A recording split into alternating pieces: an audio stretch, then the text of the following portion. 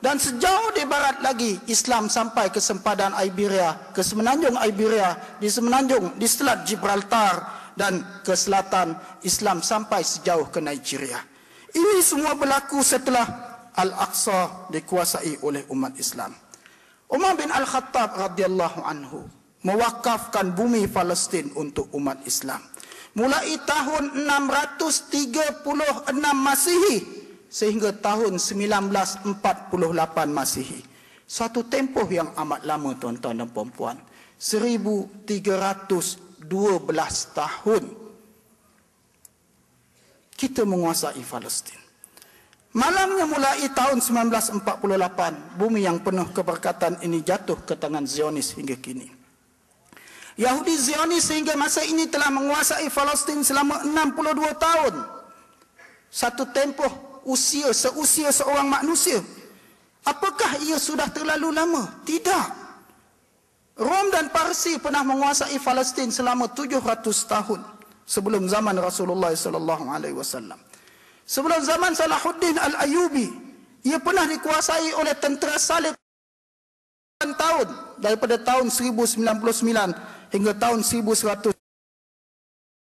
Waktu tentera salib masuk, Al-Imam Ibnul Asir menyatakan 70,000 orang manusia dibunuh di sekitar Al-Aqsa, sehingga dikatakan kuda-kuda tentera salib masuk ke dalam Masjid Al-Aqsa dalam keadaan darah manusia mengalir sehingga ke peha kuda-kuda yang digunakan. Muslimin muslimat yang dirahmati Allah, kenapa Al-Aqsa jatuh? Tidak ada jawapan yang lain. Ia jatuh kerana kelemahan umat Islam sendiri yang leka. Umat Islam yang tidak mahu berubah, umat Islam yang tidak mahu mengekalkan dominasi mereka sebagai khalifah Allah di atas muka bumi. Kita ditimpakan bencana sebagaimana yang telah ditimpakan kepada umat sebelum daripada kita.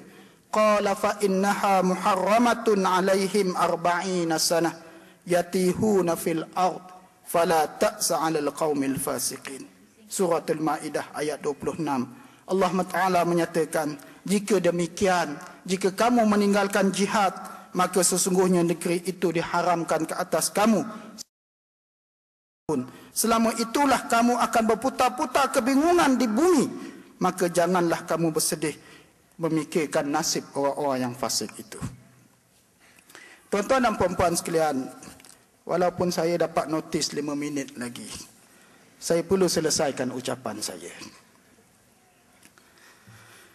Kunci kebebasan untuk menjadikan agenda Zionis ini berakhir ialah dengan menghidupkan kembali semangat jihad. Kita perlu memahami kembali bahawa tuntutan jihad madin ila yaumil qiyamah. Jihad ini suatu kewajipan yang akan kekal hingga ke hari kiamat. Tidak ada seorang makhluk pun yang dapat menukar hukum ini.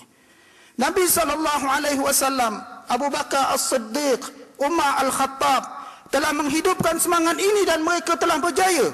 Pada zaman tentera salib dan sewaktu kedatangan Tatar, umat ini berjaya mengembalikan maruah umatnya melalui jihad dan kembali kepada Islam yang sebenar. Tatar pernah kita tewaskan di Ain Jalut di tangan Sultan Muzaffar Qutus. Bukan orang Arab, dia berbangsa Turkmenistan. Tentera salib pernah dikalahkan di Hittin oleh Salahuddin Al-Ayyubi. Bukan orang Arab, mereka orang Kurdish. Maka kita sebagai umat Islam, kita perlu ikut jalan para mujahidin. Jalan Salahuddin Al-Ayyubi, jalan Al-Malik Saleh Nuruddin Az-Zinki, jalan Syekhul Islam Ibn Taymiyah, jalan Sultan Muzaffar Qutus yang telah menghidupkan semangat jihad umat bagi mengembalikan umat ini kepada maruahnya asal.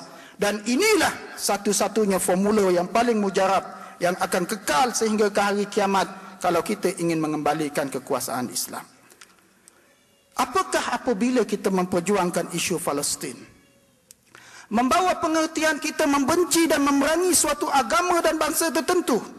Sekali-kali tidak. Jangan ada salah faham seperti ini. Tugas kita ialah mengembalikan hak umat. Kalau dibicarakan soal hak sesuatu bangsa, maka sesungguhnya bangsa Palestin adalah lebih awal daripada mana-mana pihak menduduki bumi Palestin. Orang-orang Palestin ini disebut di dalam Al-Quran qauman jabbarin, suatu perintahkan oleh Allah Subhanahu wa taala untuk masuk ke dalam bumi Palestin. Qauman jabbarin ini menurut Syekh Muhammad Al-Ghazali rahimahullahu taala, qaumun jabbarin ini ialah orang-orang Palestin yang pada waktu itu belum lagi mengikuti agama tauhid. Kalau dibicarakan soal hak beragama, maka Palestin itu adalah hak umat Islam. Kerana Palestin telah dibuka oleh Adam alaihissalam, dijaga oleh para nabi dan diamanahkan oleh Allah Subhanahu wa taala untuk dijaga dan dipelihara oleh manusia yang berpegang kepada tauhid kepada Allah Subhanahu wa taala. Untuk akhirnya, bagaimana jalan yang perlu kita lalui? Al-Imam Al-Bani, nahnu qaumun amaliyun. Kita adalah suatu umat yang bekerja. Zaman ini bukan zaman hanya untuk berkata-kata, tetapi zaman ini adalah untuk bekerja dan terus bekerja untuk Islam dan dakwahnya. Ini bukan zaman retorik. Ini adalah zaman yang mana masa dan waktu terlalu sedikit berbanding dengan kerja dan amal yang terlalu banyak. Musuh yang terlalu besar dengan persediaan mereka. Kalau kita fikirkan berapa banyak yang telah dibelanjakan oleh Yahudi Zionis seluruh dunia untuk mengekalkan kekuasaan mereka di bumi Palestin, dibandingkan berapa banyak yang dibelanjakan oleh umat Islam untuk mengekalkan kekuasaan mereka di atas bumi Allah Subhanahu wa taala. Tuan-tuan dan puan-puan sekalian, Palestin adalah bumi umat Islam. Palestin adalah kunci kemuliaan dan maruah kekuasaan umat Islam. Ia bumi mujahidin sepanjang zaman yang padanya sentiasa semarak semangat jihad untuk umat ini. Palestin adalah kunci kekuatan umat Islam. Bila ia lemah, maka umat ini akan lemah dan hina keseluruhan. Bersedia dengan formula yang sama yang pernah ditunjukkan oleh Rasulullah SAW.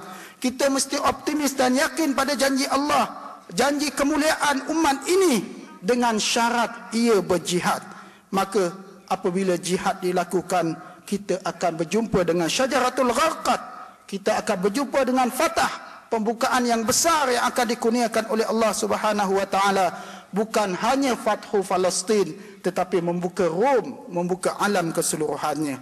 Untuk akhirnya, marilah kita mewarisi semangat yang pernah ditunjukkan oleh tentera Talut yang kerdil sewaktu berhadapan dengan tentera Jalut.